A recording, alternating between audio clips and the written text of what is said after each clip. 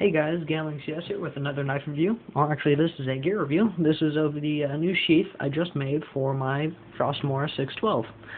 If you saw my last video, or not my last, but the first of the set of 3 videos I put out 2 days ago, it was of the review of this, and I was talking about how I was going to make a new sheath. And here it is. There's some new designs I put into this, just kind of creative things I thought about, and things that, since I'm lacking certain materials, I need to do, so I wanted to try it out. So first thing you might notice is the snap. Well, it's not even a snap, it's kind of a drawstring, if you will. I ran out of these kind of snaps. This is my Kershaw sheath. The button snaps generally pop open relatively quickly. There we go. Pop open. And I haven't gone to the hardware store in a long time, so I need to go out and get some more of those, because I ran out of those really quickly, sadly. Those are pretty handy.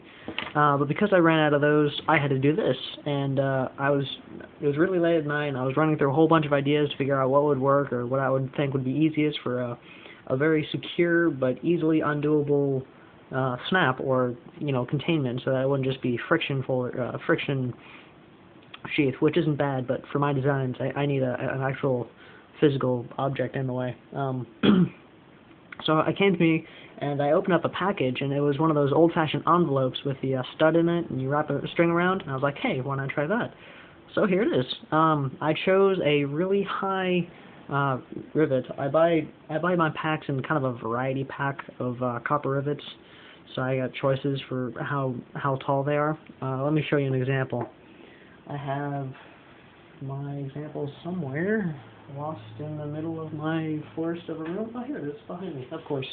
Okay, so I've got different size rivets, everything from 1/4 inch to about 1/2 inch, I think, if I remember those measurements correctly. And this is one of the taller ones I have. And as you can see, it's a solid chunk of copper with a nice polished head, just like these right along here. And put that back. And then it has, as you can see right here, it has a slot, and these little things bend back. So when the finished product, it looks like this. They're pushed out to the sides, and I normally just use a wrench and squish them down. They compress the leather and hold it there, which is a pretty nifty idea. I mean, it's not new, but I think it's pretty cool. And then to keep that from going all the way down, it's got a chunk of the body that's completely solid copper. So what I did for this is I put 2 or 3 pieces of scrap leather that are too small to actually use, and I punched holes in them, and I put them underneath here, and then put it underneath the 1 or 2 layers of leather here. And when I squished it down, I took the scrap leather out, and it left this nice raised top, so that I actually have a good purchase surface. Go under the hilt, wrap it around, and it clicks in relatively nicely. It's not an actual, well, you can kind of hear it. Let's see if I can do it again. Nope. Now, one of the rivets is, instead of being flat, a flat bottom, it's curved a little, so it's not completely flattened, it's kind of angled, you see? So that's something I did on purpose, which is pretty handy. Another thing you might notice is that, unlike my other sheaths, the rivets do not go all the way around. That's because I had, I have 9 rivets left. Excuse me, I don't know why I'm always burping in my reviews. But I had 9 rivets left, and 2 of them were just too tall, and I didn't want to bother with them, so I used these 7. They're all about the same size, and I used 6 pieces of leather, 1/16 inch pieces of leather. So like this one, where it has the rivets all the way around, instead of doing a wraparound idea, where because it has this nice flat surface, I could just take a piece and wrap it around. I should have done it with the back, where it wouldn't matter because the blade is on this part. So that was my bad, but that was, like I said, late night, so I wasn't thinking too clearly. But, it worked out pretty well. So it's relatively nice, I think. Now, because of how thin the leather is, there are pros and cons to that. I can do more flexible work, but I also have to stack up the leather a lot higher and have the cutting a lot more precise than versus some other leather makers, like a guy named Gary Grayley, or G2 on blade forms. He did the sheath up for me. It was really great, and he's a custom leather worker. This is for a Benchmade Model 42. It's a butterfly knife that's recently been discontinued. Mine's in Texas right now, sadly. But yeah, but he uses 1/4-inch leather, which is really thick leather, I think. I mean, well, it is thick, but especially when he stacks it up, or not, excuse me, not 1/4-inch, 1/8-inch. Wow, got that wrong. But it's really thick. I mean, that's 4 layers of leather right there, and that's pretty hefty. I mean, that's compressed leather. That's stiff stuff. Anyway, so because I can't do certain things that these guys can do, like I can't take a piece of leather and just bend it over and be fine with that. I'd have to take 2 or 3 to do what he has done here. I'll do a size comparison. This is 6 layers versus 3 on this side. Let's get some light in there.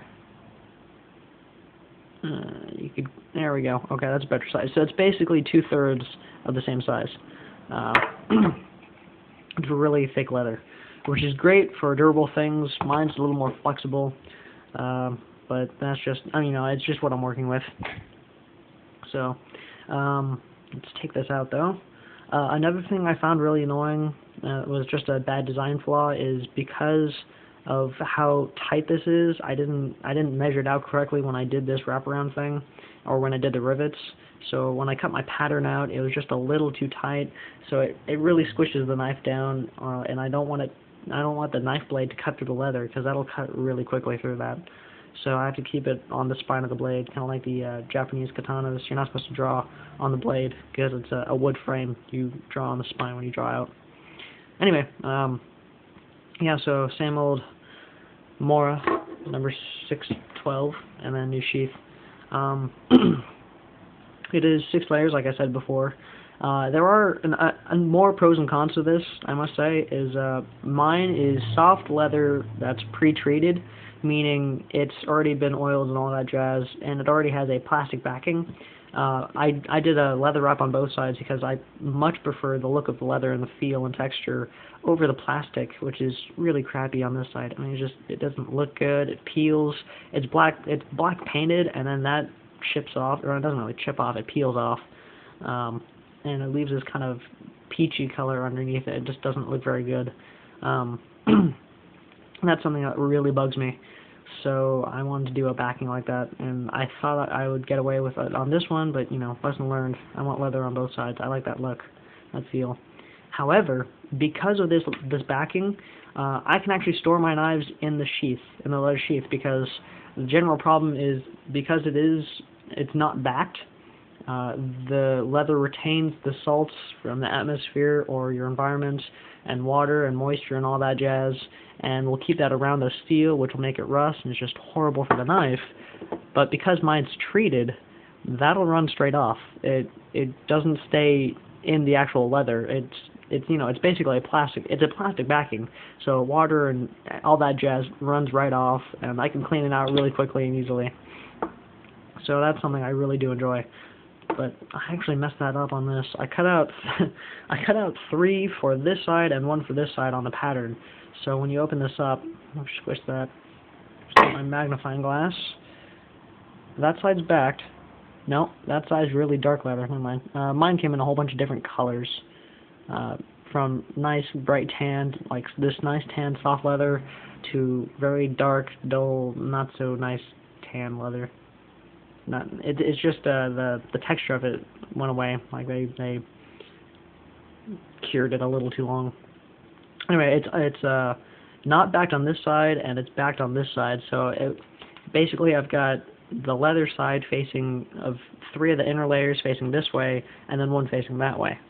And I should have put this one on the inside, so it's only the coating on the inside. But you learn as you do this along, and I was pretty much winging this. It wasn't a whole lot of thought process in it. But yeah, so I just wanted to show you guys my new sheath. Oh, I also forgot to put a belt strap on this, so I need to figure a way to put this on something. Most likely I'm going to duct tape it, or, well, not really duct tape, but attach it to the strap on my back and make it a shoulder draw. Since I'm left-handed, I'll just sit on my right-hand shoulder and draw it this way. yeah, so new sheath. Just want to show you guys that. And yeah, actually, that looks like a really cool Wharncliffe blade from this angle. I'm sorry, I'm divulging. Anyway, thanks again, guys, for watching. Have a nice day.